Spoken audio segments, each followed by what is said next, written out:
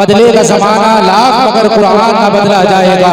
और सहरा में जंगलों में बयाबान में पढ़ो, सहरा में जंगलों में बयाबान में पढ़ो, मीनार गिर पड़े हो तो मैदान में पढ़ो। ये बेखबर मजूमी तुम्हें क्या बताएंगे, कल होने वाला क्या है कुरान में पढ़ो। मैंने खुतबे मशरूना के बाद जिस आयत करीमा की तिलावत का शर्फ हासिल किया, परवरदिगार आलम इरशाद फरमाता है, ये लोग कुरान में गौर व फिक्र क्यों नहीं करते। परवरदिगार आलम हमको कुरान मजीद में गौर व फिक्र करने की तलकीन कर रहा है। आइए आज हम कुरान मजीद की एक सूरत सूरह कहफ पर गौर व फिक्र करके देखते हैं और आज की मौजूदा साइंस को देखते हैं कि कुरान मजीद के कितने मुताबिक आज की मौजूदा साइंस है। सूरह कहफ में परवरदिगार आलम ने उन 7 नौजवानों का जिक्र फरमाया है जो दकियानूस बादशाह जो कि एक काफिर और मुशरिक बादशाह था, उसके जुल्म सितम से बचने के लिए पहाड़ की एक गुफा में जाकर पनाह ले लेते हैं। और ऐसी पनाह लेते हैं जब बादशाह के सिपाहियों को मालूम चलता है कि असहाबे कैफ जो है उन्होंने पहाड़ की एक गुफा में जाकर पनाह ले ली है, तो दकियानूस बादशाह उस कहफ के उस पहाड़ की कार पर एक दीवार उठवा देता है। लेकिन दीवार उठवाने का काम जिसको किया जाता है वो एक नेक दिल शख्स होता है। वो एक राम की तख्ती पर उन साधुओं के नाम को लिखकर और उनका पूरा वाकया लिखकर एक तांबे के संदूक में बंद करके उसकी बुनियाद रख लिया करता है कि अगर कभी ये दीवार टूटेगी तो इनका वाकया लोगों पर उजागर हो जाए और जाहिर हो जाए। 300 साल गुजरते हैं, वो हज़रात परवरदिगार आलम की मशीयत से 300 साल तक सोते रहते हैं। 300 साल में दकियानूस बादशाह मर जाता है, हुकूमतें बदलती रही, सलातीन बदलते रहे। एक बेदरूस नाम का बादशाह आता है और वो शहर खुसूस पर काबिज हो जाता है। ये बादशाह बड़ा नेक और मुसलमान होता है। इसके जमाने में कुछ लोग ने बास बादल मौत का इनकार कर दिया, यानी मरने के बाद जिंदा होना है। कुछ लोग इसका इनकार करने लगे तो बेदरूस बादशाह ने परवरदिगार आलम की बारगाह में दुआ की, ऐ मौला ताला कुछ लोग मेरे शहर में ऐसे पैदा हो गए हैं जो मरने के बाद जिंदा होने का इनकार कर रहे हैं। ऐ परवरदिगार आलम कोई ऐसी निशानी जाहिर फरमा दे कि ये लोग मरने के बाद जिंदा होने का यकीन कर ले। परवरदिगार आलम उस बेदरूस बादशाह की इस दुआ को कबूल फरमाता है और वो असहाबे कैफ जो 300 साल से गार में सो रहे थे, अचानक उनकी आंख खुल जाती है, वो नींद से जाग जाते हैं। वो समझ रहे थे कि हम थोड़ा सा वक्त सोए हैं, वो समझ रहे थे कि हम थोड़े से एक दिन या उससे भी कम हमने अपनी नींद ली है, मगर उन्हें मालूम नहीं था कि वो 300 साल सोने के बाद आज बेदार हुए हैं। वो वही पुराने सिक्कों को लेकर अपने एक साथी को देकर शहर में खाना लेने के लिए भेजते हैं। जब वो दकियानूसी सिक्के दिखाते हैं तो एक दुकानदार उनको पकड़कर शहर के हाकिम के पास लेकर जाता है और कहता है कि इनके हाथ कोई खजाना लग गया है। वो कहता है हमारे हाथ कोई खजाना नहीं लगा है, अरे हम तो दकियानूसी बादशाह की डर की वजह से गार में जाकर सो गए थे, अभी सोए थे और एक दिन सोने के बाद हम उठे हैं और शहर में खाना लेने के लिए आए हैं। वो हाकिम कहता है कि दकियानूस नाम का कोई बादशाह आज हुए जमीन पर नहीं है, दकियानूस तो आज से 300 साल पहले मर चुका है। हज़रत मोहतरम हाकिम को उसकी उनकी बात पर यकीन नहीं होता है।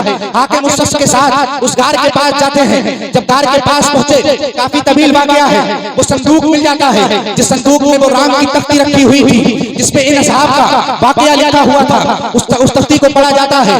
हाकिम अपने बादशाह को खबर करता है, बेदरूस बादशाह आता है और वो समझ जाता है कि जो मैंने परवरदिगार आलम की बारगाह में दुआ की थी कि ऐ मौला कुछ लोग मरने के बाद जिंदा होने का इनकार कर रहे हैं, ऐ परवरदिगार आलम कोई ऐसी निशानी जाहिर फरमा दे जिससे लोग यकीन कर लें कि मरने के बाद जिंदा हुआ है। हज़रत मोहतरम परवरदिगार आलम की अजीम निशानी जाहिर हो जाती है।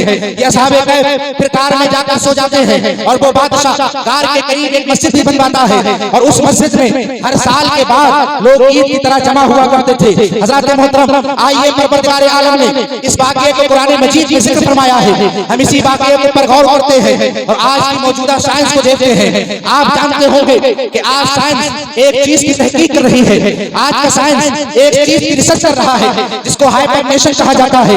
ये हाइपरनेशन क्या है? ये हाइपरनेशन है कि किसी जानदार का लंबे वक्त के लिए सो जाना।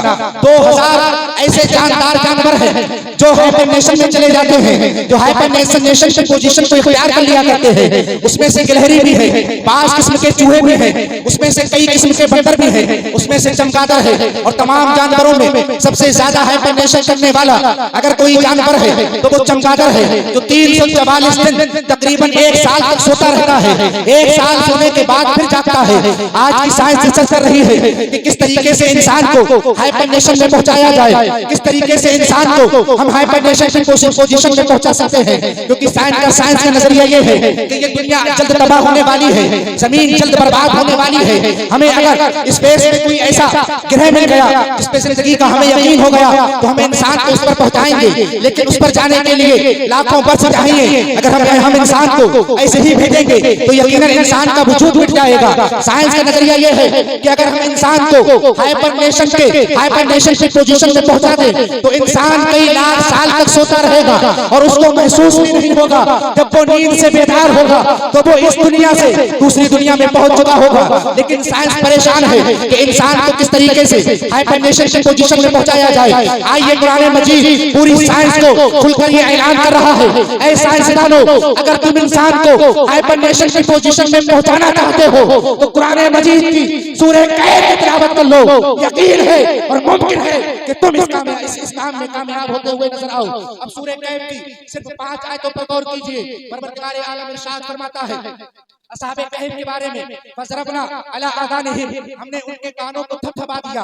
आज की साइंस को पढ़िए तो साइंस कहती है कि कान में एक ऐसा पर्दा होता है, जब इंसान सो जाता है और अचानक कोई उसको आवाज देता है तो वो आवाज को पहचान कर दिमाग को सिग्नल पहुंचाता है और इंसान चौंक कर जाया करता है। कभी ना कभी आपके साथ भी हुआ होगा कि आप गहरी नींद में होंगे और आपको किसी ने आवाज दी होगी, आप चौंक कर बेदार हो जाते होंगे। आइए कुरान मजीद की दूसरी आयत पर गौर करते हैं। कुरान मजीद इरशाद फरमाता है वरबतना अला कुलूबिहिम, हमने उनके दिलों की धारिस बांध दी। यानी अगर इंसान को हाइबरनेशन में पहुंचाना है तो इंसान के दिल की रफ्तार को कम करना होगा।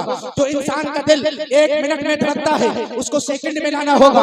आइए कुरान मजीद की तीसरी आयत पढ़ते हैं। परवरदिगार आलम सूरह कहफ में इरशाद फरमाता है तरशमसा इज़ा तलअत तज़ाबरू अन ज़ातिल शिमा अन ज़ातिल यमीन अन काफिहिम ज़ातिल यमीन, कि जब सूरज तुलू होता है तो उनकी गार से दाहिनी जाने बढ़ जाता है।